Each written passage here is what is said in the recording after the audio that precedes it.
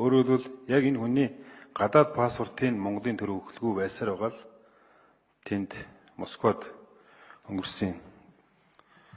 Тэгэхээр Хүрлбаатар нар энэ одоо тогтоолын төслийг оруулж ирэхээр олон жил ярьсан.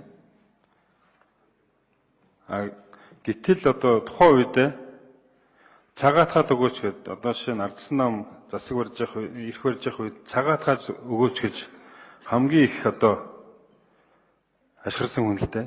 Гэтэл өнөөдөр энэ их хурл нь олонхын одоо ардын нам байна. Гэтэл энэ тогтоол дээр энэ Зэдэнбал даргаыг цагаатах тухай нэг үг үсэг байхгүй байна. Цагаатах тухай орохоор ардын хурлын депутатын тогтоол нь гарч ирээд тэн дээрээ одоо Монгол ардын нам нь муухай харагдах гэдэг юм л да. Тийм учраас ийм одоо энэ нэг бол нэгэмсэн одоо цагаатгсан шиг цагаатгаад асуудал одоо энэ тогтоолоо бас өөрчлөлт явуул илүү үр дүнтэй байх юм уу гэж харж байна.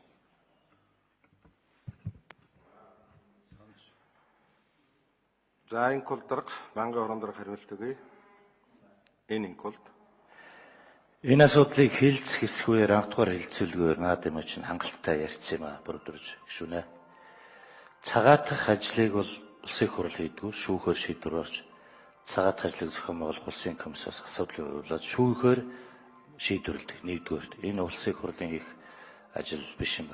Хоёрдугаарт бас түрүү нөгөө их ярьсан болохоор би зүгээр товчхоо хэлчихье. Яг Зэдэнбал даргаыг албан ёсоор одоо төрийн зүгээс ийм тийм арга хэмжээ ав тэр энэ газар цөл хойр гэсэн тийм шийдвэр тогтоол байдгүй.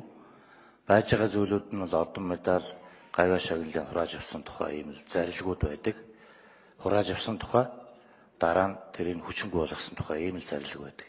Энэ хүрээнд асуудлууд яригадаад тэгээд аль талаас нь ярьж байгаад өнөөдөр энэ алдрыг мөнхжүүлэх Менделсний оогийн тэмдэглэх арга хэмжээний тухай тогтоол гарч байгаа юм аа.